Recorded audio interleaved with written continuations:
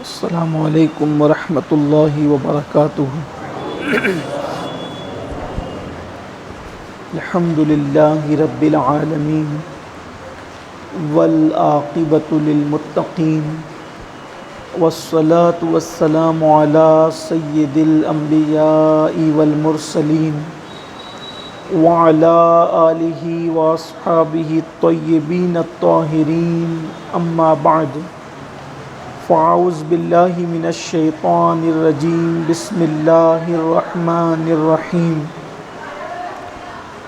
وَلَنَبْلُوَنَّكُمْ بِشَيْءٍ مِّنَ الْخَوْفِ وَالْجُوعِ وَنَقْصٍ مِّنَ الْأَمْوَالِ وَالْأَنفُسِ وَالثَّمَرَاتِ وَبَشِّرِ الصَّابِرِينَ الَّذِينَ إِذَا أَصَابَتْهُم مصیبۃ قالوا انا للہ وانا الیہ راجعون، صدق اللہ العظیم۔ غوث اعظم بمن بے سر و ساما مدد، قبلہ دین مدد، کعبہ ایمان مدد، انتظار کرم تست من عینی را، اے خدا جو خدا بین و خدا دا مدد۔ بگرداب بلا افتاد کشتی، ضعیفان و شکستہ رات و پشتی، بحق کے خواجہ عثمان ہارون، مدد کن یا معین الدین چشتی، مدد کن یا معین الدین چشتی، مدد کن یا معین الدین چشتی۔ انتہائی احترام و عقیدت کے ساتھ اپنے اور ساری کائنات کی مرکز عقیدت، دانائے سبل، مولائے کل، ختم الرسل، خسرو خوباں، سیاح لامکاں، وجہ کن فکاں، در اللہ المکنون، سر اللہ المخزون، عالم ما کان و ما یکون، آب و گل انبیاء، جان و دل اصفیاء، مطلع ہر سعادت، مقطع ہر سیادت، خلاصہ کائنات، فخر موجودات، حضور احمد مجتبیٰ محمد مصطفیٰ، ارواحنا فدا صلی اللہ تعالی علیہ وآلہ وصحبہ وبارک وسلم کی بارگاہ بے کس پناہ میں جس طریقے سے پڑھاؤں، بلند آواز سے میرے ساتھ مل کر پڑھیں۔ الصلاۃ والسلام علیک یا رسول اللہ، الصلاۃ والسلام علیک یا نبی اللہ، الصلاۃ والسلام علیک یا حبیب اللہ، وعلی آلک و اصحابک یا نور اللہ، صلی اللہ تعالی علیہ وسلم۔ ذرے جھڑ کر تیری پیزاروں کے، ذرے جھڑ کر تیری پیزاروں کے، تاج سر بنتے ہیں سیاروں کے، ہم سے چوروں پہ جو فرمائیں کرم، ہم سے چوروں پہ جو فرمائیں کرم، تاج سر بنے پشتاروں کے، اور بہر تسلیم علی میدان میں سر جھکے رہتے ہیں تلواروں کے، صدق و عدل و کرم و ہمت میں چار سو شہرے ہیں ان چاروں کے، تن من دھن تیرے قدم پر وارے، کیا نصیبیں ہیں تیرے یاروں کے، اور کیسے آقاؤں کا بندہ ہوں رضا، بول بالے میری سرکاروں کے۔ دو عالم سے کرتی ہے بیگانہ دل کو، عجب چیز ہے لذت آشنائی، شہادت ہے مقصود مطلوب مومن، نہ مال غنیمت نہ کشور کشائی۔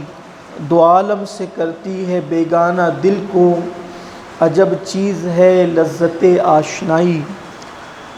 آج سواد اعظم اہل سنت و جماعت کی عالمگیر تحریک سنی دعوت اسلامی کے زیر اہتمام الحمدللہ علی احسانہ یہ 22واں سالانہ ذکر تاجدار کربلا، اللہ کا شکر ہے کہ یہ محفل سجاتے سجاتے 22 سال اب ہو رہے ہیں، اور آج ایک مرتبہ پھر اللہ نے ہمیں توفیق دی کہ ہم اہل بیت پاک کا ذکر لے کر، ان کا تذکرہ لے کر کے بیٹھے ہیں۔ جیسا کہ مولانا نے بیان فرمایا کہ یہ لاک ڈاؤن کا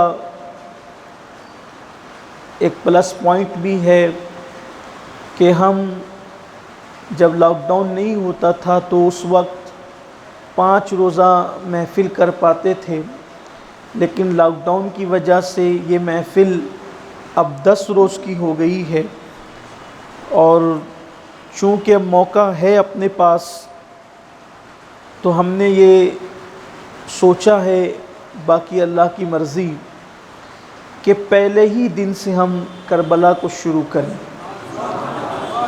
یعنی جو واقعات چھوٹ جاتے تھے، اور لوگوں کا اکثر و بیشتر یہ کہنا ہوتا تھا کہ کوئی ایک موقع تو ایسا آئے کہ واقعات مکمل ہوں، حالانکہ مجھے نہیں لگتا کہ یہ ذکر مکمل ہو سکتا ہے جب تک چاند اور سورج نکلتے اور ڈوبتے رہیں گے، ذکر کرنے والے ذکر کرتے رہیں گے، زبانیں گھس جائے گی۔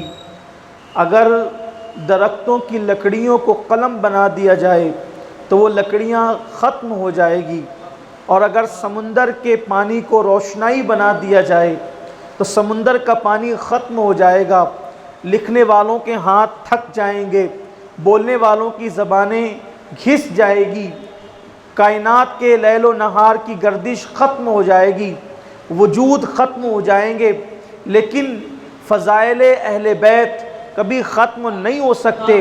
اس کی وجہ یہ ہے کہ خون خیر الرسل سے ہیں جن کا خمیر، خون خیر الرسل سے ہیں جن کا خمیر، ان کی پاکیزہ طینت پہ لاکھوں سلام، اور آب تطہیر سے جس کے پودے جمے، آب تطہیر سے جس کے پودے جمے، اس ریاض نجابت پہ لاکھوں سلام، آب تطہیر سے جس کے پودے جمے۔ جب کوئی کسان کوئی کھیت کے اندر کوئی پودا لگانا چاہتا ہے تو پانی جتنا اچھا ہوتا ہے، اچھی کوالٹی کا ہوتا ہے، پانی کی بھی کوالٹی ہوتی ہے، جو پانی کے ماہرین ہیں وہ جانتے ہیں، جس کو وہ علم ہے وہ جانتے ہیں کہ پانی کی بھی الگ الگ کوالٹی ہوتی ہے۔ کہیں کا پانی کھارا ہوتا ہے، کہیں کا پانی میٹھا ہوتا ہے، میٹھے پانی میں بھی کئی قسمیں ہوتی ہے۔ تو کسان زمین اور پانی کا اعتبار کرتا ہے۔ اگر زمین اچھی ہو اور پانی وہ نہ مل سکے تو پودا اس طرح نہیں جم پاتا، اور زمین ویسی نہ ہو اور پانی اچھا ہو تو بھی معاملہ گڑبڑ ہو جاتا ہے۔ لیکن زمین بھی اچھی ہو اور پانی بھی اچھا ہو اور لگانے والے ہاتھ بھی اچھے ہوں تو پھر جو ہے پودے کی کچھ عجیب سی بات ہوتی ہے اور عجیب سی شان ہوتی ہے۔ قربان جائیں، اہل بیت اس پودے کا نام ہے کہ آب تطہیر سے جس کے پودے جمے، وہ زمین نبوت کی زمین ہے، لگانے والے ہاتھ قدرت کے ہیں، اور جو پانی ہے وہ آب تطہیر کا پانی ہے۔ آب تطہیر سے جس کے پودے جمے، اس ریاض نجابت پہ لاکھوں سلام۔ آپ غور فرمائیں، وہ اہل بیت اطہار ہیں، اللہ اکبر، کہ ان کا ذکر کبھی ختم نہیں ہو سکتا، اور ان کا ذکر ہر جگہ ہو رہا ہے۔ صرف محرم الحرام کے 10 دن نہیں، بلکہ ہم اور آپ یہ بات اچھی طرح جانتے ہیں، اہل سنت کا بچہ اس بات کو اچھی طرح جانتا ہے کہ ہم جب نمازیں پڑھتے ہیں تو اس وقت تک ہماری نمازوں کی تکمیل نہیں ہوتی جب تک کہ اہل بیت پر تہجد پیش نہیں ہوتی، جب تک اہل بیت پہ درود پیش نہیں کر دیا جاتا۔ اور ہم ہر نماز میں اللہم صلی علی محمد وعلی آل محمد، حضور علیہ السلام کی آل پاک پر درود پڑھ کر برکت کی دعا کر کے گویا کہ اپنی نمازوں کو سجاتے ہیں، اپنی نمازوں کو سنوارتے ہیں۔ تو ذکر اہل بیت کی توفیق اللہ نے عطا فرمائی۔ جن دلوں کو قدرت اپنی محبتوں کے لیے چن لیتی ہے ان دلوں میں اہل بیت کی محبت پیدا کر دیتی ہے، ورنہ دل تو بہت ہیں۔ امام اہل سنت کہتے ہیں خوشا دلے کے کنندش فدائے آل رسول، خوشا دلے کے کنندش فدائے آل رسول، اور خوشا سرے کے دہندش ولائے آل رسول۔ اور کہتے ہیں خوشا دلے کے دہندش ولائے آل رسول اور خوشا سرے کے کنندش فدائے آل رسول، کہ وہی دل ہے جس میں اہل بیت کی محبت ہے، اور وہی سر ہے جو آل رسول پر قربان ہیں۔ امام اہل سنت نے بہت خوبصورت انداز میں، خوبصورت پیرائے میں اس بات کو بیان فرمایا۔ تو آج ہم بھی ذکر اہل بیت لے کر کے بیٹھ گئے، اور یہ اللہ کی توفیق ہے، یہ اللہ کا خاص انعام ہے، اور محبت اہل بیت، حضور علیہ السلام کی آل پاک کی محبت ہمارے لیے ذریعہ نجات ہے۔ اور چونکہ تمہیدی گفتگو بہت طویل نہیں کرنا چاہتا اور ہم جلدی سے گفتگو کا آغاز کرنا چاہتے ہیں، صرف آپ کے ذوق اور شوق کے لیے یہ بات کہنا چاہتا ہوں کہ زندگی کا مشن بنا لو احترام صحابہ کے ساتھ محبت اہل بیت۔ جس شخصیت میں، جس ذات میں احترام صحابہ کے ساتھ محبت اہل بیت ہوگی، پھر اس کا ٹھکانہ جنت ہی ہے انشاءاللہ۔ اور کوئی عمل کر لے انسان، کوئی عمل کر لے، کسی عمل پر یہ بشارت نہیں ہے، کسی عمل پر کہ حضور علیہ السلام کے ساتھ، حضور کے درجے میں، حضور علیہ السلام کے ساتھ حضور کے درجے میں، درجہ رسول میں جنت ملے گی۔ حضور کے درجے میں کون پہنچ سکتا ہے؟ حضور کے حجرے میں پہنچنے کی اوقات نہیں، حضور کے درجے میں کیا پہنچ سکتے؟ دنیا میں جو رسول اللہ کا حجرہ شریف ہے، آج کوئی وہاں قدم نہیں رکھ سکتا۔ تو جس کے حجرے کی شان یہ ہے، حجرے کی شان کہ بے اجازت ان کے گھر جبریل بھی آتے نہیں، حجرے کی شان یہ ہے کہ اللہ اکبر، ہر انسان وہاں قدم نہیں رکھ سکتا۔ تو جنت میں جو مصطفیٰ جان رحمت کا درجہ ہے، اس درجے کی شان کیا ہوگی؟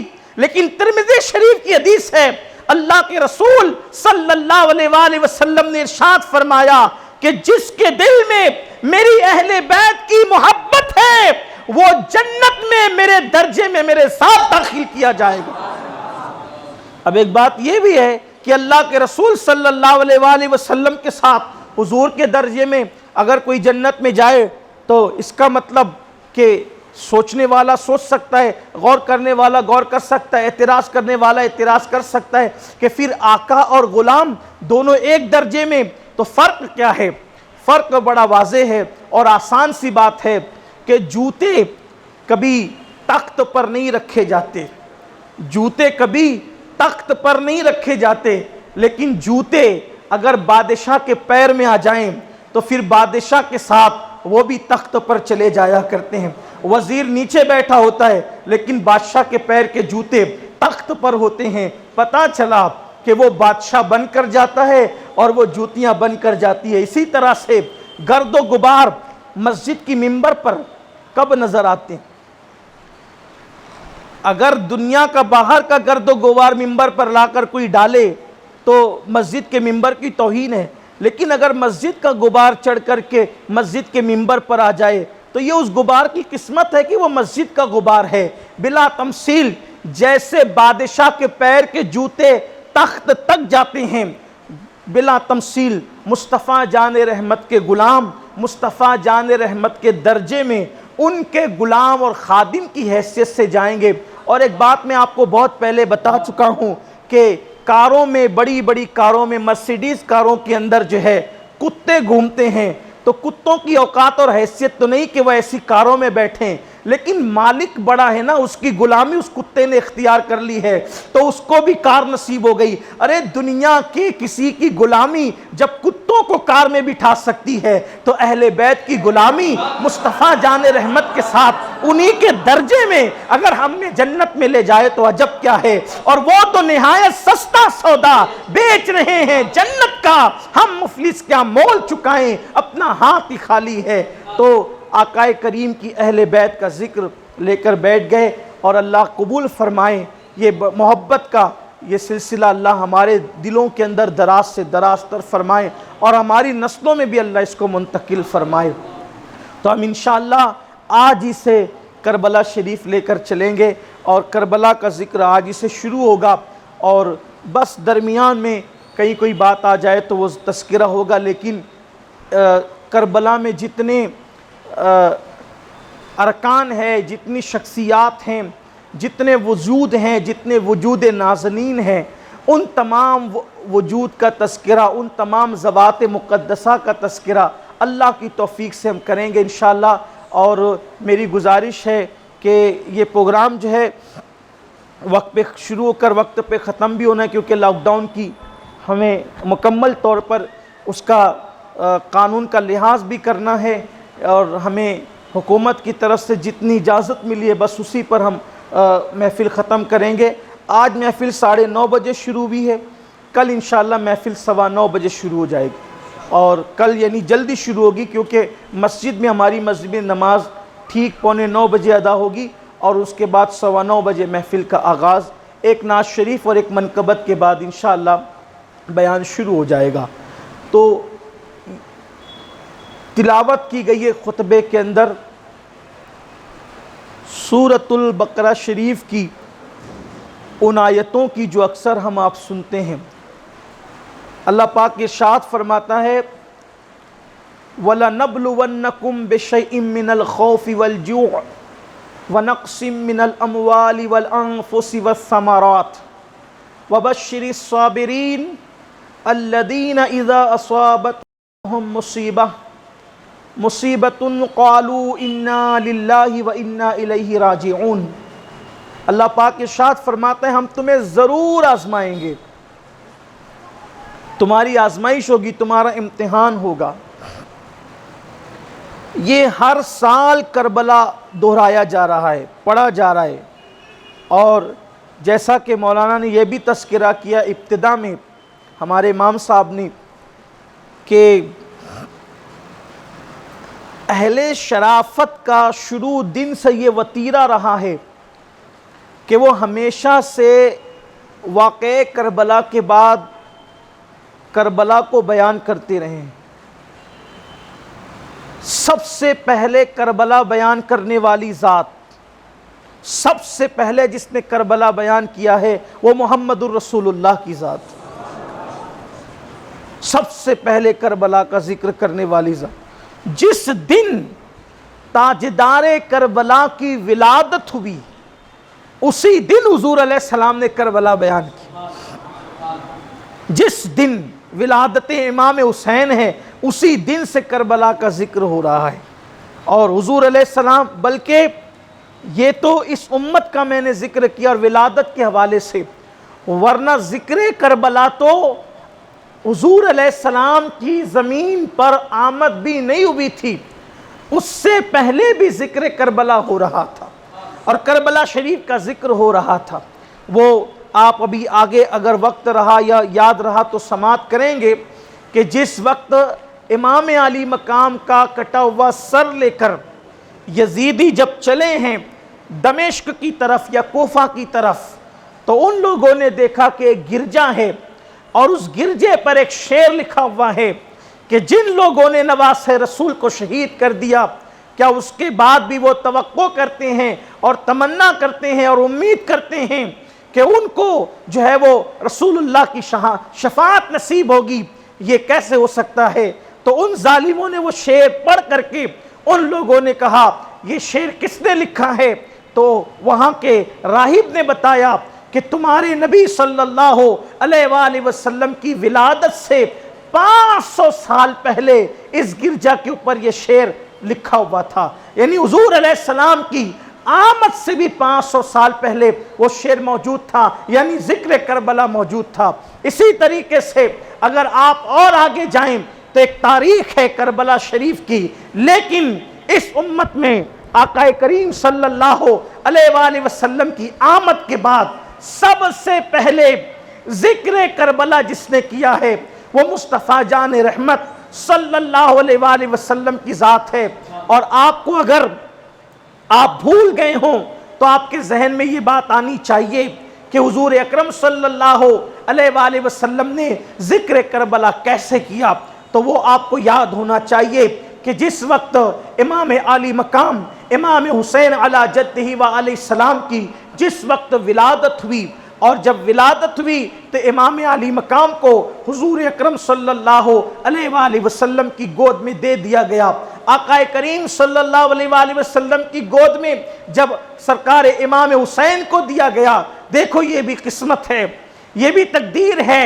حسین کا بابا پیدا ہوا تو نبی کی گود میں آئے، حسین کی امی پیدا ہوئی تو بھی نبی کی گود میں آئے، حسین کے بڑے بھیا پیدا ہوئے تو بھی نبی کی گود میں آئے، حسین کی بہن سیدہ زینب پیدا ہوئی تو بھی نبی کی گود میں آئے۔ یہ کیسا خاندان ہے جس کی ماں بھی پیدا ہو کر نبی کی گود میں آتی ہے، جس کا بابا بھی پیدا ہو کر نبی کی گود میں آتا ہے، جس کا بھیا بھی پیدا ہو کر نبی کی گود میں آتا ہے، جس کی بہن بھی پیدا ہو کر نبی کی گود میں آتی ہے، اور جو خود بھی پیدا ہو کر نبی کی گود میں آتا ہے، جس کے نقشے کفی پاک کو تلاش کرتے ہوئے لوگ عالم ارواح سے جنت تک کا سفر کر رہے ہیں۔ یہ وہ خاندان ہے، لوگ جس کے نقشے قدم کو ڈھونڈ رہے ہیں۔ حسین کا خاندان وہ خاندان ہے کہ پیدا ہو کر ہی جسے نبی کا بازو نصیب ہو جاتا ہے، نبی کی گود نصیب ہو جاتا ہے۔ یہ خاندان کیا ہے؟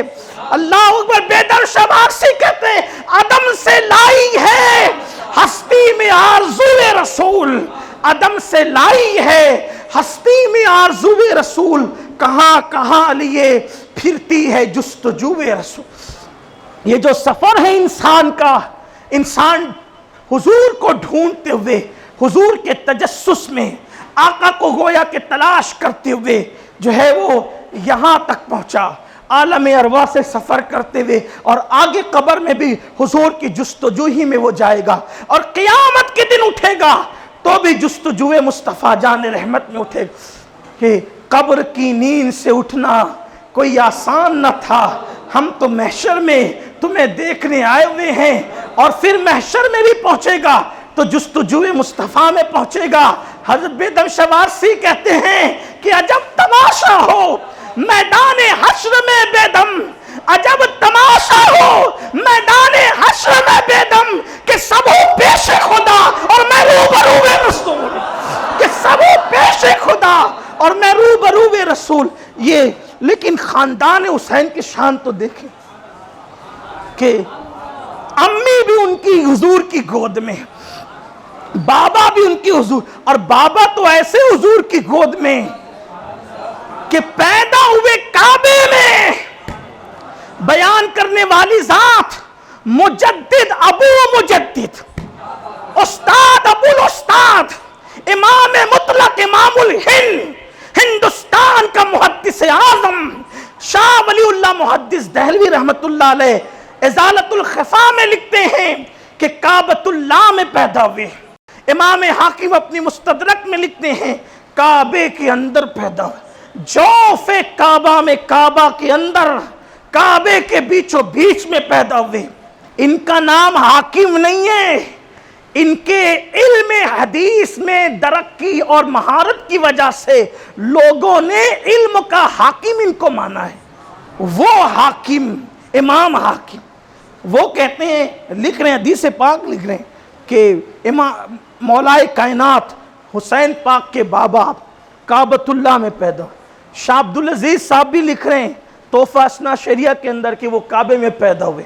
ایک تفصیل ہے لیکن اب اس کی طرف نہیں جانا۔ یہی میں کہہ رہا تھا کہ پہلے دن سے کربلا شروع ہونا ہے لیکن بیچ میں گفتگو آئے گی، اور کیسے نہ ہو بیٹے کا ذکر ہو تو بابا کو چھوڑ دیا۔ بیٹے کا ذکر ہو تو امی کو چھوڑ دیا جائے، ایسے تو نہیں ہوگا نا، اس لیے کہ ہم رسم لے کر نہیں بیٹھے ہیں۔ کسی نے مجھ سے کہا کہ بھئی اس سال جو ہے میدان میں نہیں ہوگا ذکر کربلا، تو کہاں ہوگا؟ میں نے کہا کہیں ہو، سنانا جس کو تھا وہ تو میدان میں بھی سنتا ہے، وہ تو کمرے میں بھی سنتا ہے، ہمیں پبلک سے کیا لینا ہے؟ نہ کل غرض تھی نہ آج غرض تھی، سنانا جس کو ہے آواز تو وہاں تک پہنچتی ہے۔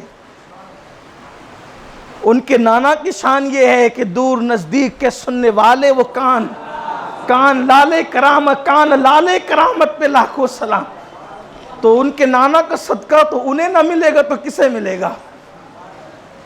تو 3 دن تک مولا کائنات جب کعبہ شریف میں پیدا ہوئے تو آنکھیں نہیں کھولی، اور بھی محققین کی تحقیق ہے، مگر ہم عشق کے بندے ہیں۔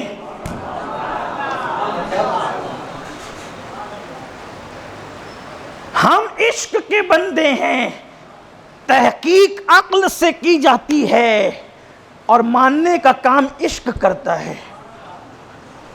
ہمارا مجدد بھی امام عشق و محبت ہے،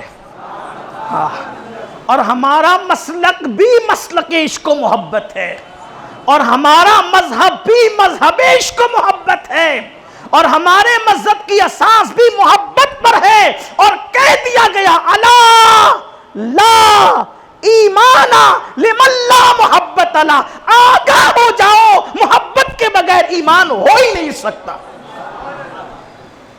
تو یہاں تو محبت ہی محبت کی باتیں ہیں۔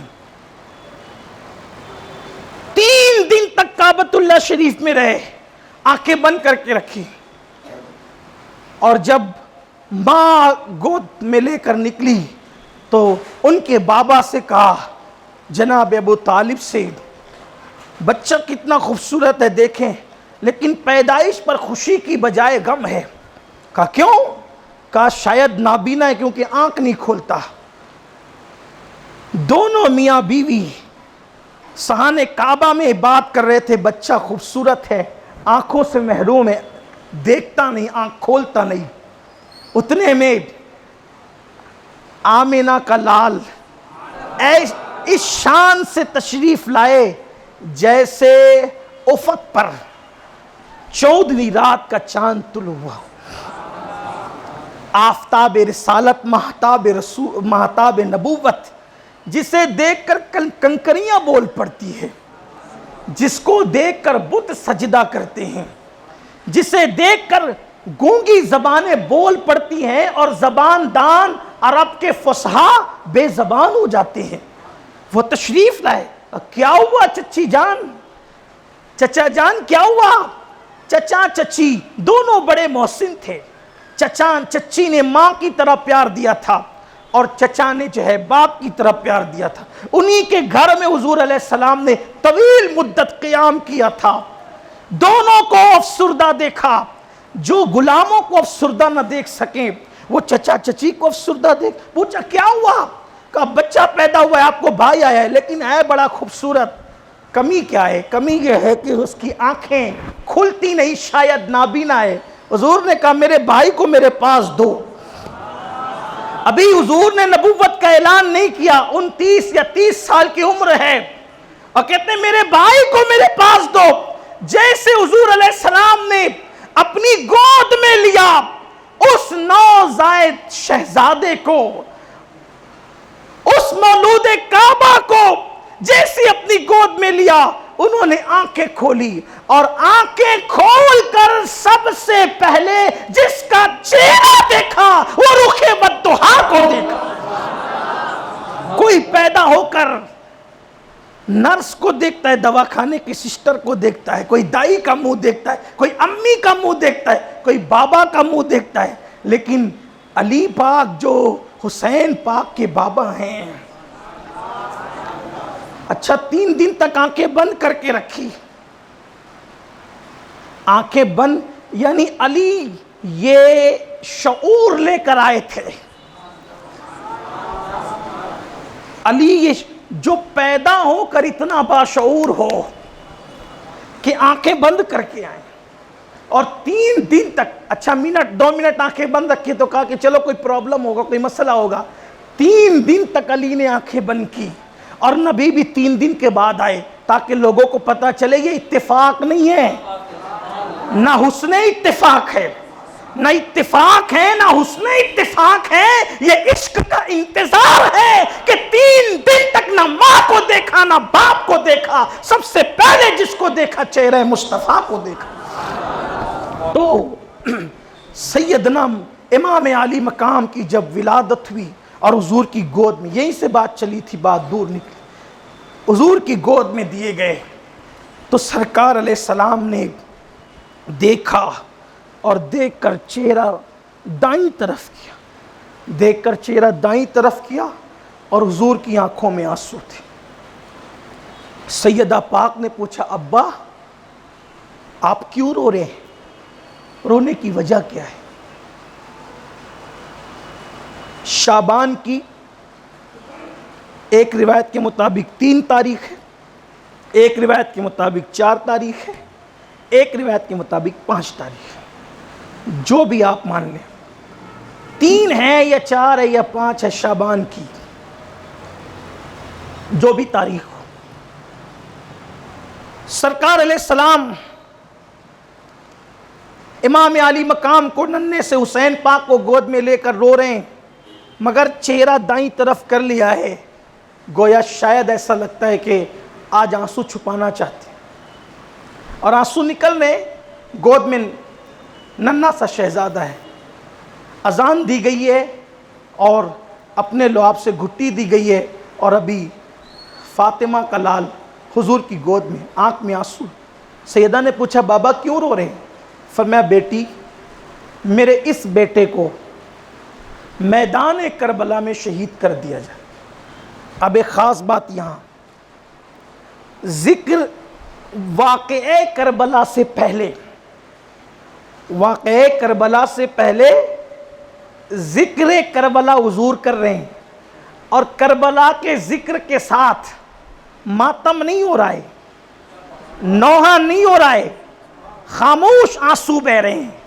اب پتہ چلا جو نوحہ اور ماتم کرتے ہیں وہ بھی سنت سے ہٹ کر ہیں، اور جو خاموش آنسو پر منع کرتے ہیں وہ بھی سنت سے ہٹ کر ہیں۔ نہ ہم نوحے والے ہیں نہ ہم منع والے ہیں، ہم محبت کے آنسو بہانے والے ہیں۔ حسین کا نام پاک اور ماتم نہیں ہے اہل سنن کا شیوا، شہید مرتے نہیں ہے نظمی، قرآن اعلان کر رہا ہے۔ ہمارے یہاں ماتم اور نوحہ نہیں ہے، لیکن محبت کے آنسوؤں پہ پابندی بھی نہیں ہے، اس لیے کہ محبت کے آنسوؤں پہ پابندی کیسے ہو سکتی ہے جبکہ حضور علیہ السلام کی آنکھوں سے نکلے، اور جب ذکر کربلا کیا حضور نے، تب حضور کی آنکھوں میں آنسو آ گئے۔ اور پھر کیا ہوا؟ حضور علیہ السلام تو رو رہے تھے، امام کو ہاتھ میں لے کے ذکر کربلا، پتہ چلا ذکر کربلا روافظ کی ایجاد نہیں ہے۔ وہ جو ممبروں پہ کود کود کے کہتے ہیں ہم نے شروع کیا تو ہمیں دیکھ کے سنیوں نے بھی شروع کیا، ہم نے شروع کیا تو ہمیں دیکھ کے سنیوں، ارے تجھے کب دیکھا؟ تیرا وجود تو 3 صدی کے بعد ہے، 3 صدی ہجری کے بعد ہے، تجھے دیکھ کر کیا شروع کیا؟ آمنہ کے لال کو دیکھ کر ہم نے ذکر کربلا شروع کیا۔ تم کیا کہتے ہو کہ ہمیں دیکھ کر شروع کیا؟ ہم نے تو انہیں دیکھ کر شروع کیا جس کے کہنے پر ہم بن دیکھے خدا پر ایمان لائے۔ حضور نے ذکر کربلا کیا، اس سے پتا چلا کہ جو ذکر کربلا کرتے ہیں وہ بدعت نہیں کرتے، وہ آمنہ کے لال کی سنت پر عمل کرتے ہیں۔ شرط یہ ہے کہ صحیح روایات پڑھی جائے، بس اور کوئی بات نہیں۔ حضور رونے لگے، پھر ذکر کربلا سن کر سیدہ فاطمہ بھی رونے لگے، مولائے کائنات بھی رونے لگے، جس نے سنا اس کی آنکھوں میں آنسو آیا۔ آنسو وہاں آتے ہیں جہاں محبین جمع ہوتے ہیں، حجرہ فاطمہ میں سارے محبت کرنے والے تھے، اسی لیے تو حضور بھی رو رہے ہیں اور سیدہ بھی رو رہی ہے، مولائے کائنات بھی رو رہے ہیں۔ اور پھر اس کے بعد کربلا کا ذکر اتنا ہوا کہ حضور اکرم صلی اللہ علیہ وآلہ وسلم نے کربلا کی مٹی بھی دے دی، وہیں کربلا کی مٹی بھی دے دی، اور کہا کہ ام سلمہ کہاں ہے؟ سیدہ ام سلمہ کو مٹی دکھا. یہ مٹی جب سرخ ہو جائے یا خون میں تبدیل ہو جائے سمجھ لینا میرا بیٹا حسین شہید ہو گیا. کربلا کی مٹی بھی قربان جائیں.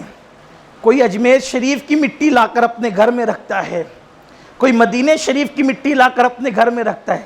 حضرت ام سلمہ کے گھر میں کربلا کی مٹی تھی اور مصطفیٰ جان رحمت نے دی تھی کہ جب یہ سرخ ہو جائے یہ لال ہو جائے تو سمجھ لینا کہ میرا بیٹا حسین شہید ہو گیا.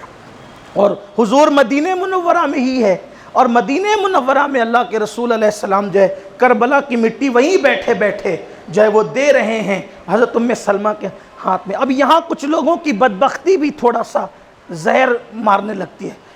عائشہ کو کیوں نہیں دیا؟ تو پھر بیچ میں کچھ شیطنت لاتے ہیں, اس لیے کہ عائشہ کے دل میں اہل بیت کی محبت نہیں تھی. بدبختو وہ بھی تو اہل بیت ہی میں ہیں. یہ کون سی بات ہوئی؟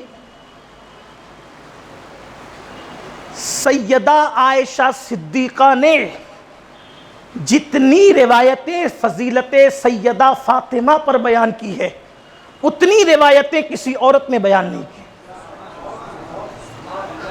اگر آپ اجازت دیں گے تو کل میں وہ ساری روایتیں لا کر کے پڑھوں گا جس میں صرف سیدہ عائشہ بیان کر رہی ہے, ساری روایتیں. کہ نہیں وہ تو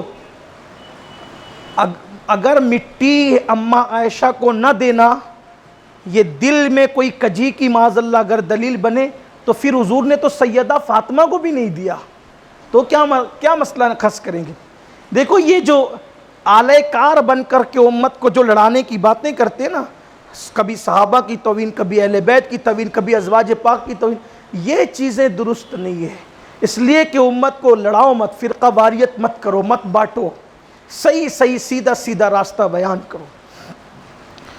حضور علیہ السلام کی یہ غیب دانی ہے, حضور علیہ السلام کی یہ غیب دانی ہے کہ اللہ کے رسول علیہ السلام جانتے ہیں کہ کربلا کا واقعہ جب رونما ہوگا تو اس وقت جو موجود رہے گا حضور علیہ السلام اس کو مٹی دے رہے ہیں, اور مٹی دینے کے ساتھ ساتھ حضور علیہ السلام زندگی کی ضمانت بھی عطا فرما رہے ہیں, زندگی کی ضمانت بھی دے رہے ہیں. تو سب سے پہلے ذکر کربلا کس نے کیا؟ حضور علیہ السلام نے کیا. اور حضور علیہ السلام کے سامنے ذکر کربلا کس نے کیا؟ حضرت جبریل علیہ السلام نے کیا. یہ ایک سلسلہ ہے, سلسلۃ الذھاب ہے, سونے کی کڑیاں ہیں. تو بات چل رہی تھی, اللہ فرماتا ہے ہم تمہیں ضرور آزمائیں گے, ہمیں آزمایا جائے. کربلا ہی ہے جو ہمیں کھڑا کرتی ہے ظالم کے خلاف, کربلا ہی ہے جو ہمیں جھوٹ کے خلاف کھڑا کرتی ہے, کربلا ہی ہے جو ہمیں کرپشن کے خلاف کھڑا کرتی ہے, کربلا ہی ہے جو ہمیں ظلم کی تاریکیوں میں نور پھیلانے کا حوصلہ عطا کرتی ہے. کربلا کا میدان ہے کہ ساری دنیا ایک طرف ہو جائیں کرپشن پر حق کا پیغام لے کر, اگر چند لوگ اٹھ سکتے ہو تو اٹھ کر کے کھڑے رہو. جرات, بہادری اور عشق, وفا, یہ سب چیزیں کربلا ہمارے اندر پیدا کرتی ہے. اس لیے بار بار کربلا ریپیٹ کیا جاتا ہے, دہرایا جاتا ہے, بیان کیا جاتا ہے تاکہ ہمارے اندر جرات پیدا ہو, ہمارے اندر ہمت پیدا ہو, ہمارے اندر حوصلہ پیدا ہو. وقت کی حکمراں طاقتیں جو ہے وہ چاہے کتنی زیادہ مضبوط ہو, تم چاہے کتنے کمزور ہو, لیکن کبھی باطل کے ساتھ سمجھوتا نہ کیا جائے, باطل کے خلاف سراپا احتجاج بن کر کے کھڑا ہوا جائے. چاہے تم کٹ جاؤ, چاہے تم لٹ جاؤ, چاہے تم پٹ جاؤ, لیکن احتجاج درج ضرور کرانا, تم ضرور اٹھ کر کے کھڑے ہونا جھوٹ کے خلاف, کرپشن کے خلاف, زیادتی کے خلاف, ظلم کے خلاف کھڑے ہونا. اس لیے کہ اگر تم اس ظلم کو اس وقت مٹا نہ سکے، کم سے کم ظالم کا چہرہ تم ضرور بے نقاب کر سکو گے، اور بعد کی آنے والی نسلیں پھر تمہارے نقش قدم پر چل کر کے اس ظالم کو پہچانے گی، اور ایک دن ظلم کا خاتمہ ہوگا۔ 61 میں جو ہے وہ یزید کی حکومت قائم ہوتی ہے، یا سن 60 کے اخیر میں اس کی حکومت قائم ہوتی ہے، اور 61 کے اندر واقعہ کربلا رونما ہوتا ہے، اور جب ظالم کا چہرہ بے نقاب ہوتا ہے تو صرف 3 سال کے اندر یزیدی حکومت کا خاتمہ ہمیشہ کے لیے ہو جاتا ہے۔ آپ کیا سمجھے؟ کسی نے مجھ سے کہا کہ ظلم کی عمر بہت طویل ہے۔ میں لوگوں سے کہتا ہوں حق کی شہادت کے بعد ظلم کی عمر 3 سال سے زیادہ نہیں ہوا کرتی۔ 3 سال کے اندر ختم ہو گیا یزید، اور یزیدیت اگرچہ ابھی موجود ہے لیکن یزید کا وجود ختم ہو گیا۔ تو اللہ فرماتے ہیں ضرور آزمائے جاؤ گے، آپ اور ہم بھی آزمائے جائیں گے۔ جس کے دل میں ایمان جتنا پختہ ہوگا اس کی آزمائش بھی اتنی پختہ ہوگی۔ اللہ فرماتے ہیں ضرور تم آزمائے جاؤ گے، تمہاری آزمائش ہوگی۔ کیسے؟ بِشَيْءٍ مِّنَ الْخَوْفِ، کچھ چیزوں سے۔ پہلی بات خوف، تمہیں ڈرایا جائے گا، آزمائش ہے، ڈرایا جائے گا تمہیں خوف سے تم آزمائے جاؤ گے۔ وَنَقْصٍ مِّنَ الْأَمْوَالِ، پھر تمہیں بھوک سے بھی ڈرایا جائے گا، تو ڈر سے، بھوک سے، اور پھلوں کی کمی سے۔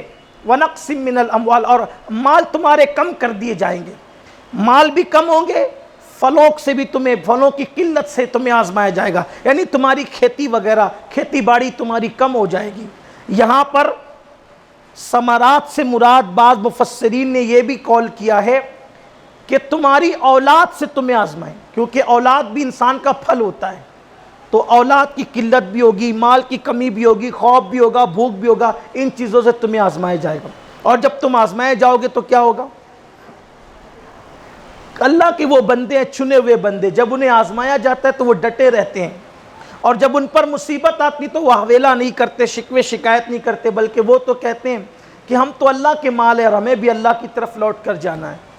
اللہ فرماتے ہیں ہم ان پہ درودیں نازل کرتے ہیں، ان پر اللہ کی درودیں ہیں، اور یہی لوگ کامیاب ہیں۔ اب امام علی مقام کو آزمایا گیا، کسی کو خوف سے، کسی کو بھوک سے، کسی کو مال کی کمی سے، کسی کو اولاد سے آزمایا گیا۔ امام حسین وہ ذات ہے جس کو تمام امتحانات سے گزارا گیا۔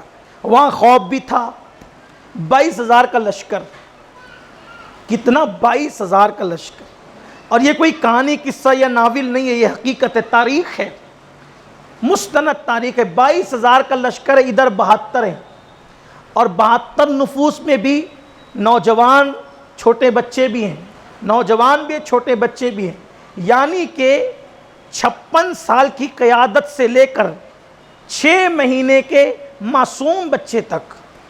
پھر کہتا ہوں، ہم جو امام علی اصغر کو معصوم کہتے ہیں تو وہ اصطلاحی اور شرعی معنی میں نہیں کہتے جس میں روافظ کہتے ہیں، ہم لغوی معنی میں کہتے ہیں۔ اس کو علامہ ارشد القادری علیہ رحمہ نے بھی لکھا ہے، وہاں جا کر آپ دیکھ لیں اس کو۔ تو 6 مہینے کے معصوم بچے تک، 56 سال کے امام حسین سے لے کر سب ہے وہاں، خواتین بھی ہے وہاں، 19 سال کا جوان بھی وہاں، 22 سال کا جوان بھی وہاں، 18 سال کا جوان بھی وہاں، 8 اور 9 سال کے بچے بھی وہاں، سب وہاں ہے، اور پھر خواتین بھی ہیں اور بچیاں بھی ہیں، یہ سب کچھ ہے۔ پھر وہاں خوف ہے، خوف، 22,000 کا لشکر، لیکن امام ڈٹے ہوئے ہیں، بھوک بھی ہے، 3 دن کے بھوکے اور پیاسے ہیں، مال کی کمی بھی ہے، 6 مہینے کا سفر کر کے آئے، اپنا گھر چھوڑ دیا 6 مہینہ پہلے۔ شعبان المعظم کے آغاز میں امام حسین اپنا گھر چھوڑتے ہیں، مکہ شریف آتے ہیں، اور اس کے بعد یعنی 6 مہینے تک مسلسل یہ سفر ہے۔ مال کہاں سے؟ لاک ڈاؤن میں جن کے کاروبار ڈھپ ہو گئے، وہ اچھوں کی ہوا نکل گئی، کروڑوں لوگ مالداری کی سطح سے غربت کی سطح پر آ گئے 5 مہینے کے اندر، وہ بھی کروڑپتی لوگ، لکھپتی لوگ، سیٹ لوگ مال کی مندی کی وجہ سے. سوچیں ذرا، جس کا کچھ بھی نہ ہو، سفر میں پورا وقت 6 مہینے کا گزرا، شہزادیاں ہیں امام علی مقام کے ساتھ، شہزادیاں ہیں اہل بیت نبوت، رسول اللہ کے خاندان کی بیٹیاں ہیں جن کی چادروں کو کبھی غیر محرم نے نہیں دیکھا. ان کے اہتمام ہے، ان کا انتظام ہے، ان کا انصرام ہے. اور سفر ہے پلین کا نہیں، ٹرین کا نہیں، بسوں کا نہیں، کاروں کا نہیں، گھوڑوں کا، کھچر کا. یہ اس شان سے سفر ہو رہا ہے. سوچیں ذرا، تھکن دیکھیں، محنت دیکھیں، مشقت دیکھیں، زمینوں کا اتار چڑھاؤ دیکھیں، زمینوں کی قسمیں دیکھیں. یہ حالت ہے. اور پھر وہاں 3 دن کی بھوک اور پیاس ہے، خوف ہے، بھوک اور پیاس ہے. پھر اس کے بعد مال کی قلت ہے. پھر اس کے بعد اولاد کٹنے والی ہے. انسان کو اگر خود بخار آئے اور وہ بیمار ہو جائے اتنی تکلیف نہیں ہوتی، بچہ بیمار ہو جائے تو زیادہ ٹینشن ہوتا ہے. کیوں؟ اولاد سے پیار اتنا ہوتا ہے. تو امام علی مقام کو سب کے سب امتحان سے گزارا گیا. اور پھر حیرت کی بات یہ ہے، گھر میں بیٹھ کر امتحان دینا آسان ہے، وہ بھی امتحان ہی ہے، لیکن گھر میں بیٹھ کر امتحان دینا آسان ہے، تنہا امتحان دینا آسان ہے. گھر سے اتنی لمبی مسافت پر، وادی غیر ذی زرع کہہ لیں اس کو، ریگزار کہہ لیں، ریگستان کہہ لیں، پتھریلی زمین کہہ لیں، ریتیلی زمین کہہ لیں، وہاں، اور وہ بھی سامنے دریا لبالب بھرا ہوا ہے، دریا کی طغیانی ہے، اور 3 دن کے بھوکے پیاسے ہیں، ساقی کوثر کے نواسے. یہ امتحان ہے. اور پھر امتحان کی آخری منزل، امتحان کی آخری منزل جسے کہتے ہیں جان دن. کسی نے بہت اچھا جملہ کہا ہے، 1442 کی اس پہلی محفل کا ایک مفکر کا خوبصورت جملہ کا، حسین اپنے دور کے سب سے بڑے سخی کا نام ہے. کیوں؟ توجہ فرمائیں. حسین اپنے دور کے سب سے بڑے سخی کا نام ہے، سید الاسخیاء کہہ لے اپنے دور کا. وجہ، سخاوت کی پہلی منزل، سخاوت کی پہلی منزل، ابتدا سخاوت کی کسی کو دیکھ کر مسکرانا ہے. سخاوت کی پہلی منزل، سخاوت کی ابتدا کسی کو دیکھ کر مسکرانا ہے، کیونکہ کسی کو دیکھ کر مسکرانا بھی صدقہ ہے. تو سخاوت کی پہلی منزل کسی کو دیکھ کر مسکرانا ہے، اور سخاوت کی آخری منزل اپنی جان کو لٹانا ہے. سخاوت کی پہلی منزل مسکرانا ہے، اور سخاوت کی آخری منزل اپنی جان کو لٹانا ہے. مال لٹانا آسان ہے، زکوٰۃ دینا آسان ہے، صدقہ دینا آسان ہے، کپڑے دینا آسان ہے، مسجدیں بنانا آسان ہے، مکاتب بنانا آسان ہے، مدارس بنانا آسان ہے، پانی پلانا آسان ہے، کھانا کھلانا آسان ہے، لیکن اپنی جان دے دینا یہ آسان نہیں ہے. کسی کو دیکھ کے مسکرانا یہ سخاوت کی ابتدا ہے، اور جان لٹا دینا یہ سخاوت کی انتہا ہے. حسین نے صرف اپنی جان نہیں لٹائی بلکہ اپنی جان کی جان بھی لٹا دی. علی اکبر جان حسین تھے، جان کی جان لٹا گئے حسین. علی اصغر کو لٹایا، جان کی جان لٹا گئے حسین. قاسم کو لٹایا، جان کی جان لٹا گئے حسین. سب کچھ لٹا گئے حسین. لیکن حیرت ہے، سب لٹا کر بھی کہتے ہیں حق تو یہ ہے کہ حق ادا نہ ہو. سید الاسخیاء ہے اپنے زمانے کے حسین. تو شہادت، اب یہ شہادت کیا ہے؟ اسی پہ بات مکمل ہوتی ہے. امتحان، اللہ امتحان لیتا ہے اپنے بندوں کا، نیکوں کا امتحان لیتا ہے. اچھا ایک بات یہ بھی ہے، امتحان کیوں لیتا ہے اللہ؟ اللہ تو عالم الغیب والشہادہ ہے. امتحان وہاں لیا جاتا ہے، امتحان کہ جب معلوم نہ ہو کہ اس بندے کی صلاحیت کیا ہے. معلوم نہیں ہو تو امتحان ہوتا ہے. اس صلاحیت معلوم کرنے کے لیے امتحان لیا جاتا ہے. جیسے جب بڑی بڑی ڈگریاں دی جاتی ہے تو ایگزام ہال میں امتحان ہوتے ہیں، صلاحیت کیا ہے معلوم کرو، چیک کرو، تبھی ڈگری دی جائے گی۔ پتہ چلا الف کا بھالا نہیں آتا، اس کو کوئی ڈگری دے گا؟ ڈگری سے پہلے امتحان چیک کرو صلاحیت کیا ہے۔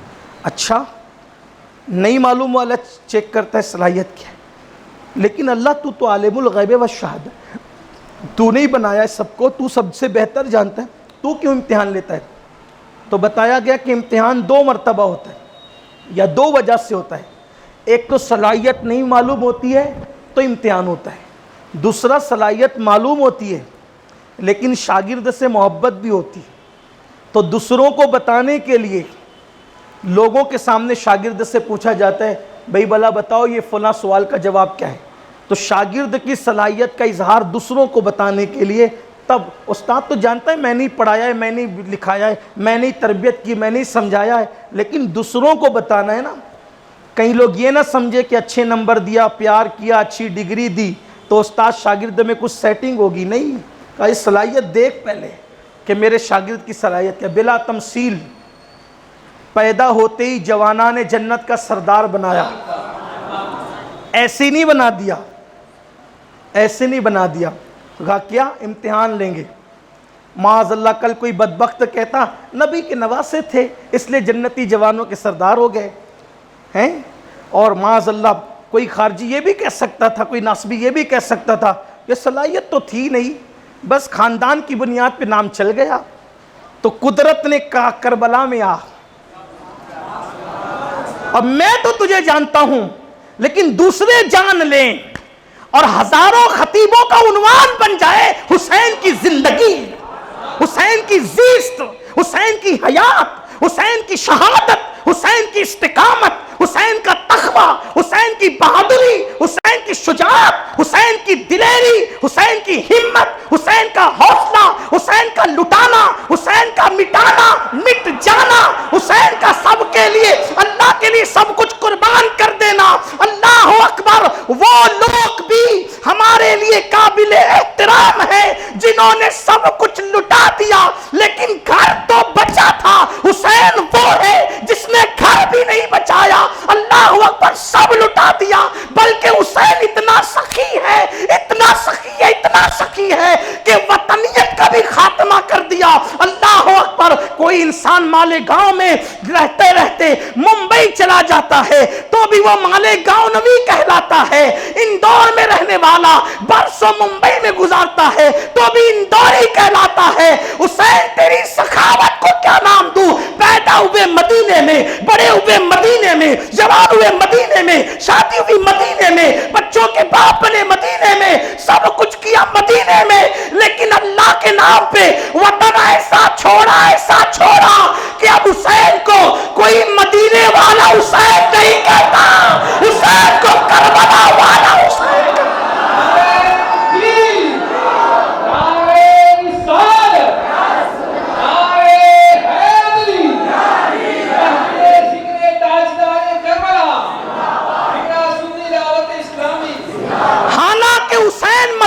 والے بھی ہیں لیکن یہ قربانی ہے، قربانی۔ تو کہا، قدرت نے کہا کہ ذرا کربلا کے ریگزاروں پر آ، محبوب کے کندھوں پہ جنہوں نے پہچانا، جنہوں نے نہیں پہچانا، محبوب نے تجھے منبر پر اپنے ساتھ بٹھایا، جنہوں نے پہچانا، جنہوں نے نہیں پہچانا، محبوب نے تجھے سینے پہ بٹھایا، جنہوں نے پہچانا، جنہوں نے نہیں پہچانا، لیکن کربلا میں تجھے سب پہچانے، یزید بھی تجھے پہچان لے گا۔ محبوب کے سینے پر تو صدیق نے پہچانا نا، محبوب کے سینے پر فاروق اعظم نے لیکن کربلا میں تجھے اتنا بتا دے سب کو، اپنی استقامت، اپنا تقوی، اپنا حلم، اپنی بردباری، اپنی شجاعت سب بتا تاکہ تجھے سب پہچانے۔ آج ایسا پہچانا دنیا نے کہ حق اور صداقت کی پہچان بن گئے ہیں حسین۔ تو امتحان اس لیے لیا جاتا ہے، امتحان اس لیے ہوتا ہے تاکہ کبھی کبھی دوسرے پہچان لے، دوسروں کو پتہ چل جائے۔ اب مولا حسین پاک کا امتحان ہوا، امتحان دیا، اب وہ امتحان بیان ہوگا اللہ کی توفیق سے۔ شہید، یہ شہادت قربانی کی انتہا ہے۔ اسی لیے اقبال کہتے ہیں غریب سادہ وہ رنگی ہے داستان حرم، غریب سادہ وہ رنگی ہے داستان حرم، نہایت اس کی حسین ابتدا ہے اسماعیل۔ ابتدا اسماعیل علیہ السلام، ابتدا گردن پہ چھری رکھ کر کی جاتی اور انتہا گردن کٹ جاتی، تو جس کی گردن پہ چھری رکھی وہ اسماعیل ہے، اور جس کی گردن کٹ گئی وہ حسین ہے۔ نہایت اس کی حسین ابتدا اسماعیل، یہ ہے داستان حرم۔ بڑی غریب ہے، غریب سادہ وہ رنگی ہے، سادہ بھی ہے رنگی۔ اقبال جیسے کلندر کو کیا کہا جائے، وہ سادہ بھی کہتا ہے اور رنگین بھی کہتا ہے۔ غریب سادہ وہ رنگی ہیں داستان حرم، داستان حرم بس اتنی ہے، نہایت اس کی حسین ابتدا ہے اسماعیل علیہ السلام۔ شہادت، شہادت وہ منصب ہے کہ جو شہید ہوتا ہے ایک پل میں، شہید ہزاروں سال کی عبادتوں سے جو منزلیں طے نہیں کر پاتا انسان، شہادت کی وجہ سے شہید وہ مقام پا جاتا ہے۔ شہید کتنا بھی گنہگار ہو، اس کا پہلا قطرہ زمین پہ گرتا ہے اور اس کی مغفرت ہو جاتی، اس کے سب گناہ معاف ہیں۔ شہادت سب گناہوں کی معافی کا سبب ہو جاتی، الا باس کے اس کی وہ چند ہے، قلیل ہے وہ، اور چونکہ شہادت کی وجہ سے اس کا بھی سامان کر دیتی ہے قدرت، اس کی معافی کا بھی سامان کر دیتی ہے، وہ ایک الگ عنوان۔ گنہگار، سیاہکار، بدکار، شہید سب گناہ معاف۔ اور پھر خاص بات، جب وہ شہید ہوتا ہے پہلا قطرہ زمین پہ گرتا ہے، اس کی مغفرت ہوتی ہے، اور پہلا قطرہ گرنے کے ساتھ ساتھ اس کو اللہ کے حسن و جمال کا دیدار کرایا جاتا ہے۔ یہ ہے شہید کی شان۔ اور اللہ کے رسول علیہ السلام فرماتے ہیں شہید جنت میں جہاں ہوگا اس درجے میں اور انبیاء کے درجے میں سارے کمالات شہید کو ملیں گے جو کمالات انبیاء کرام کو نصیب ہوں گے، سوائے کمال نبوت کے۔ صرف فرق نبوت کا ہوگا، اور یہ صرف فرق نبوت بھی بہت بڑا فرق ہے، لیکن حدیث پاک میں ہے کہ شہید اور انبیاء کے درمیان سوائے فرق نبوت کے اور درجے میں کوئی فرق نہیں ہوگا۔ یہ شہید کا مرتبہ ہے، اور شہید کے مختلف معنی بھی بیان کیے گئے۔ جب انسان انتقال کرتا ہے، شہید کا ایک معنی ہے مشاہدہ کرنا، دیکھنا۔ شہید کا ایک معنی ہے مشاہدہ کرنا، دیکھنا۔ تو شہید کو شہید اس لیے کہتے ہیں کہ جتنے بھی مومنین انتقال کرتے ہیں، جتنے بھی مومنین انتقال کرتے ہیں حسب اعمال، ان کو اللہ کی بارگاہ میں حاضر کیا جاتا ہے، اور اللہ ان سے کلام کرتا ہے ان کے اعمال کے مطابق۔ لیکن کوئی مومن ہو جب وہ اللہ سے ملتا ہے تو اللہ جب کلام کرتا ہے تو پردوں سے کلام کرتا ہے۔ اللہ جب اس مومن سے کلام کرتا ہے تو پردوں سے کرتا ہے، لیکن جب شہید سے کلام کرتا ہے تو بے حجاب کرتا ہے۔ جنت میں اور محشر میں خدا کا دیدار بے حجاب ہوگا، لیکن اس سے پہلے جب خدا ہم کلامی کا شرف دے دے، یہ کوئی کم نہیں ہے، تو عام مومنوں سے حجاب میں کلام ہوتا ہے، اور شہید کو بے حجاب کلام کا شرف دیا جاتا ہے۔ یہ شہید کا مرتبہ ہے۔ شہادت کوئی معمولی، اسی آج مسلمان جو بزدل ہوا ہے نا، شہادت کا جذبہ دلوں سے نکلا، پتہ نہیں ہے شہادت کی منزل کیا ہے، شہادت کا انعام کیا ہے۔ یاد رکھیے، دل میں جذبہ شہادت رکھیے کہ جب وقت پڑے ہم اللہ کے نام پہ اپنی جان دیں گے، معاذ اللہ کسی پہ ظلم نہیں کریں گے، دہشت گردی نہیں کریں گے، دہشت گردوں کی مخالفت کریں گے زندگی بھر، اس لیے کہ اسلام دہشت گردی کا مذہب نہیں ہے۔ مگر جب وقت آیا، جب کوئی ظلم کرے گا، جب اسلام پر وقت آئے گا تو دلوں میں جذبات ہونے چاہیے کہ جان دیں گے. آپ کہیں گے گردن اڑے گی, ہاتھ کٹیں گے, سینے چاک ہوں گے, کیا ہوگا؟ کچھ نہیں ہوگا. اب میرے اور آپ کے نبی نے فرمایا جب شہید شہادت پاتا ہے تو لوگ دیکھتے ہیں کہ اس کی گردن کٹ گئی, اس کا سینہ کٹ گیا, اس کے ہاتھ کٹ گئے, یہ کٹ گیا. میرے آقا فرماتے ہیں مگر اس کو اتنی تکلیف ہوتی ہے جتنی کہ چوٹی کاٹنے سے انسان کو تکلیف ہوتی ہے, اور وہ تو یار کے جلووں میں مست ہوتا. حسن یوسف موجود ہو تو انگلیاں کٹنے کا احساس نہیں ہوتا. جس نے یوسف کو بنایا ہے جب وہ یار کا جلوہ بے نقاب ہوتا ہوگا تو پھر انسان کو تکلیف کیسی؟ پھر انسان کے لیے یقیناً وہ ایک منزل تو ہے نا, تکلیف تو تکلیف ہے, لیکن یار کا جلوہ ہوتا ہے تو پھر وہ تکلیف نہیں ہوتی. اسی لیے حضور اکرم صلی اللہ علیہ وآلہ وسلم, توجہ میری طرف رکھیں, حضور اکرم صلی اللہ علیہ وآلہ وسلم فرماتے ہیں کہ شہید جنت میں پہنچ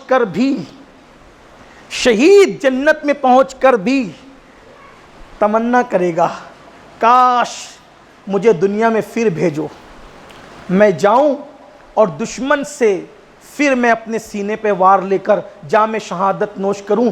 جو مزہ مجھے شہادت کے جام میں آیا وہ مزہ مجھے جنت کی نعمتوں میں بھی نہیں آتا.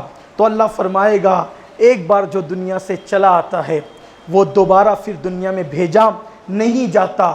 تو شہید کی زندگی یہ ہے. تو شہید کا ایک معنی ہوتا ہے مشاہدہ کرنے والا, دیکھنے والا. اب چاہے وہ مشاہدہ ماتھے کی آنکھ سے کرے یا دل کی آنکھ سے. دوسری بات, شہید کا ایک مطلب ہوتا ہے حاضر ہونا. شہید کا مطلب ہوتا ہے حاضر, اسی لیے حضور کے لیے بھی شہید کے الفاظ آئے.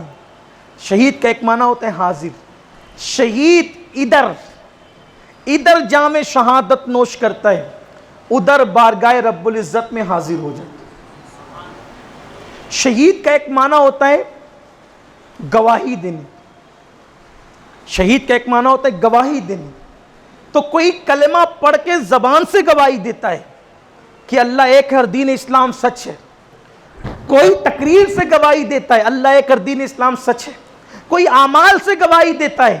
لیکن شہید وہ ہے جو اپنی جان اللہ کی راہ میں لٹا کر بتاتا ہے کہ دین اسلام سچ ہے, اس لیے میں نے اس پر اپنی جان لٹا دی.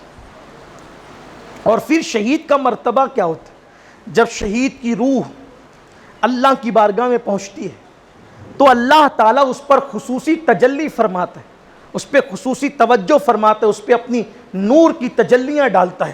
تو اس کی روح ایسی چمک جاتی ہے, ایسی روشن ہو جاتی ہے کہ اس کی روح میں اتنا پاور پیدا ہو جاتا ہے.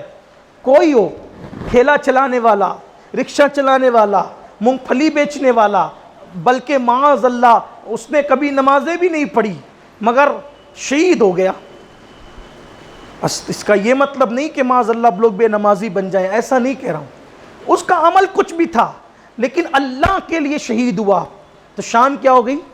شان یہ ہو گئی کہ اللہ نے اپنے نور کی تجلی اس کی روح پہ ڈالی. روح ایسی چمک اٹھی, وہ پاور پیدا ہو گیا کہ روح رہے گی اعلیٰ علیین میں, روح رہے گی جنت میں, اور وہ روح اس کے جسم کو قبر میں ایسی حرارت دے گی, ایسی نورانیت دے گی کہ اس کا جسم ہمیشہ تر و تازہ رہے گا.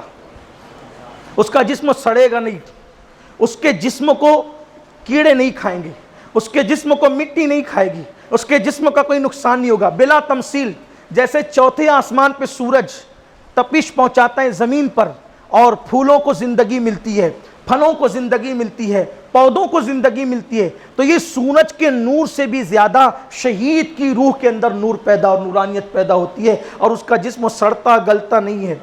بلکہ قبریں کھلی شہداء کی قبریں کھلی تو لوگوں نے دیکھا کہ ان کے جسم قبروں میں صحیح سلامت تھے. بلکہ شہدائے احد کی قبریں جس وقت ایک نہر کھدنے کے درمیان کھلی تو وہ سب کے سب ان کے جسم صحیح سلامت تھے, اور ان کے جسموں میں جہاں زخم لگا تھا وہاں وہ ہاتھ رکھ کر لیٹے ہوئے تھے. جب ان ہاتھوں کو ہٹایا گیا تو برسوں کے بعد تازہ خون کی پھواریں نکلنے لگی.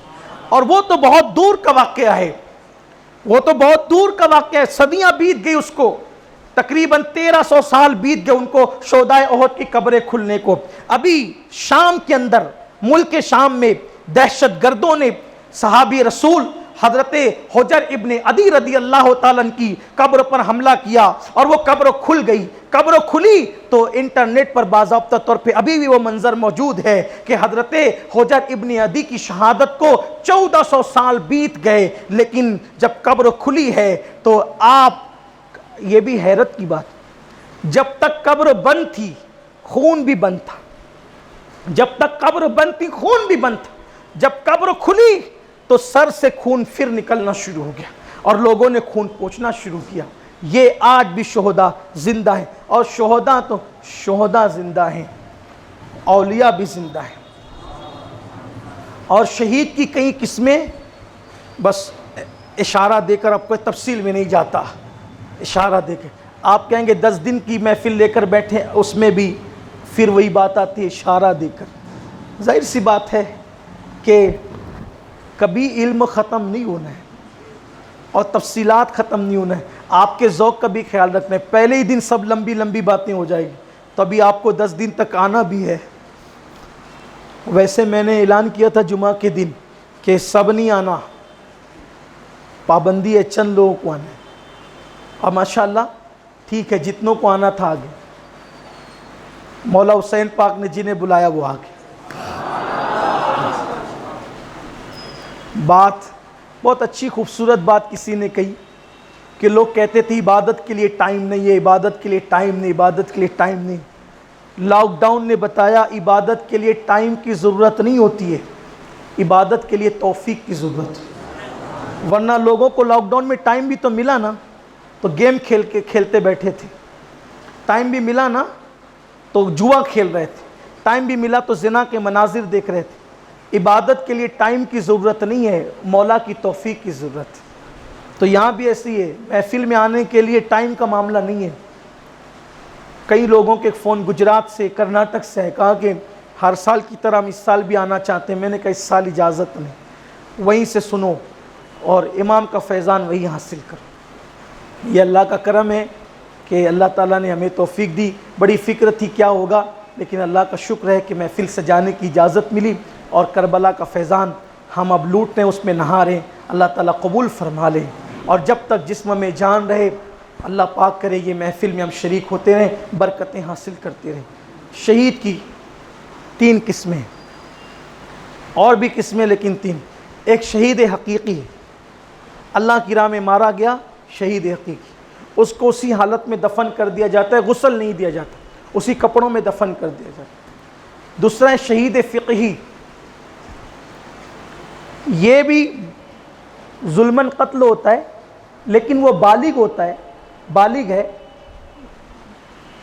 اور اس پر غسل جنابت فرض نہیں ہے، یعنی وہ پاک ہے، بالغ ہے، غسل جنابت فرض نہیں ہے، پاک ہے، اور اس کو کسی نے مارا ہتھیار سے، تلوار سے، بندوق سے، اور اس کو ہوش و حواس میں، یعنی اس کی عقل ہوش سلامت رہے نہیں رہے کہ ایک وقت کی نماز گزرنے تک، اس نے کوئی وصیت نہیں کی، ایک وقت کی نماز کا ٹائم نہیں گزرا، وہ اس کو اتنا ہوش بھی نہیں رہا، ادھر مارا ادھر مر گیا، یا نماز کا وقت نہیں آیا، کوئی وصیت نہیں کی، کوئی دنیاوی کام نہیں کیا، کھایا پیا نہیں، تو یہ شہید فقی ہے۔ اس کو بھی بغیر غسل کے انہی کپڑوں میں خون کے ساتھ دفن کر دیا جائے۔ لیکن اگر اس نے کھا لیا، وصیت کی، نماز کا وقت آیا، کوئی دنیاوی کام کیا، تو وہ شہید فقہی نہ رہا، اس کو شہید ہونے کا اجر اور ثواب تو ملے گا، لیکن وہ شہید فقہی نہیں ہے، اس کو اب غسل دیا جائے، بغیر غسل کے اس کو دفن نہیں کیا جائے۔ اور تیسرا وہ بھی شہید ہے کہ جو نیمونیا میں مرے گا، جو نیمونیا کے مرض میں مرے گا وہ شہید ہے۔ اور اس وقت جو کرونا وائرس ہے اس کے متعلق ڈاکٹروں نے بتایا وہ نیمونیا کی بہت بڑی بھی ایک شکل ہے، ایسا ڈاکٹر کہتے ہیں۔ ویسے یہ وبائی مرض بھی ہے اور وبائی مرض میں جو مر جائے وہ بھی شہید ہے۔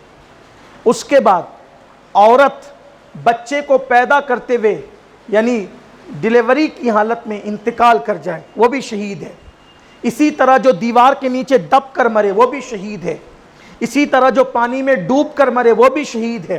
اسی طرح جو جل جائے آگ میں یعنی معاذ اللہ خودکشی کرنے والے کے لیے نہیں، جل جائے کسی حادثے کی وجہ سے وہ بھی شہید ہے۔ اسی طرح سے جس نے رات کو سورہ یاسین پڑھا اور اسی رات انتقال ہو گیا وہ بھی شہید ہے۔ جس نے وضو کیا اور وضو کی حالت میں اس کا انتقال ہو گیا وہ بھی شہید ہے۔ جو بیمار ہوا اور اس نے بیماری کی حالت میں پڑھا لا الہ الا انت سبحانک انی کنت من الظالمین 40 مرتبہ بیماری کی حالت میں پڑھا وہ بھی شہید ہے۔